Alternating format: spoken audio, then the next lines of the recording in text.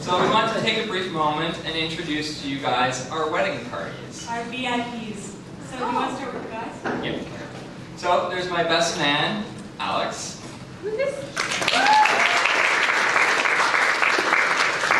There's Todd. There's Jeff. At the end of the table, there's Steve. And my maid of honor, the lovely Haley Price. And the rest of you are over there. My sister, Liz. And Dana. And Rana. You all did an amazing job today. So now we'll kick off the speeches with Alex. Good evening, everyone. As mentioned, I am Alex. I am the best man. First of all, I just want to say, the bridesmaids, you guys just look all completely just gorgeous tonight. And Hillary, you are looking just completely stunning. Now, Kevin and I have known each other almost our entire lives. But it wasn't until high school that we became really good and close friends. I think one of the reasons why Kevin and I work so well as friends is we seem to like to think that we both have a wide variety of knowledge in a whole bunch of different subjects. Kevin here is my tech guy. Without him, I would have spent way too much money over the years getting my computer fixed. And I personally like to think of myself as Kevin's advisor on anything mechanical, give him a second piece of advice or anything like that. Throughout the years, the two of us have done a wide variety of things together. Kevin has helped my family renovate a house and 2 cottages. We have built tree forts in the forest near our house. And we've even videotaped cardboard boat races for a school project. Now, as some of you may very well know, Kevin has a very good habit of locking doors at all times. It doesn't matter whether we're in the house or whether we've gone out.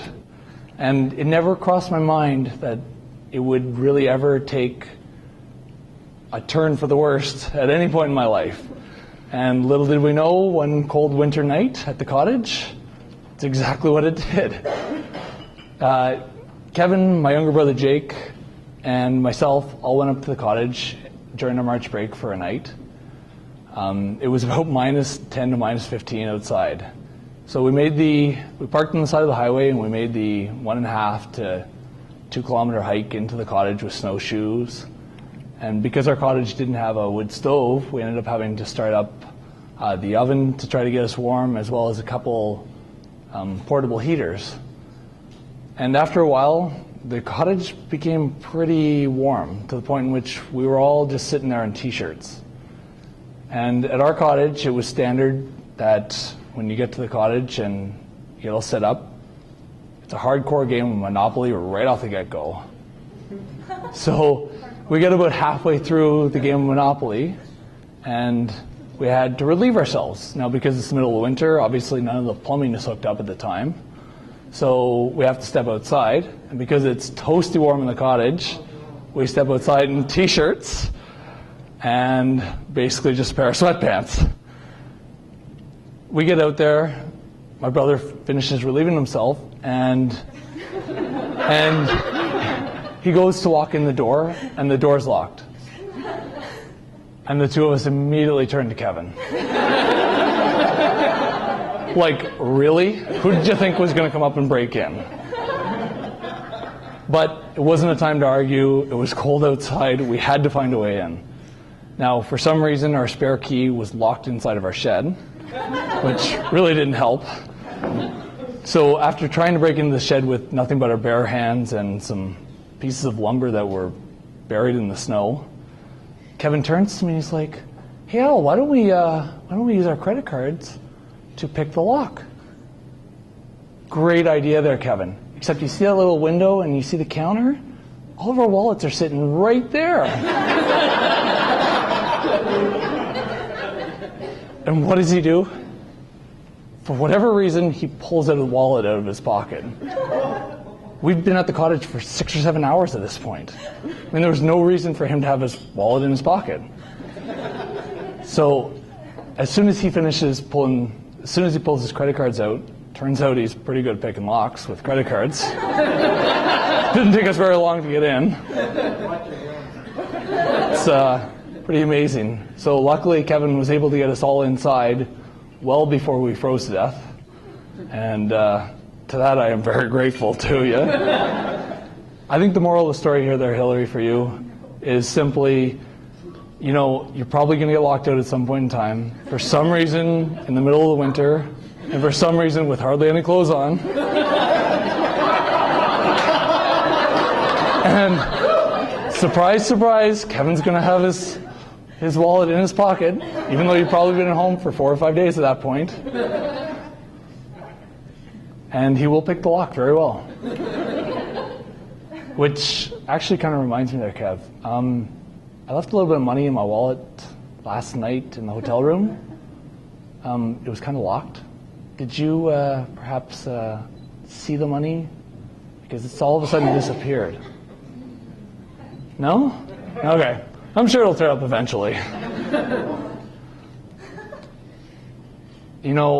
I live in Calgary and Kevin lives in Halifax, and throughout the years, we've been able to stay really close friends, and for that, I'm very, very grateful.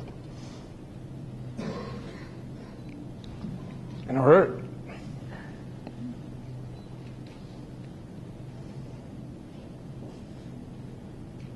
order to keep a friend like that across the country, to me, there's very strong bonds that have to be held. And, Kevin's a fantastic person. And I'm really grateful that through all the years we've been able to stay friends as close as we have. Now, Hillary, you've snagged an amazing guy here. And you're really, really lucky. I would like to now propose a toast to my best friend and his beautiful bride. I love both of you guys so much. We love you. And I wish congratulations on your nuptials. And I wish nothing but the best for you guys in the future. Kevin and Hillary. Cheers.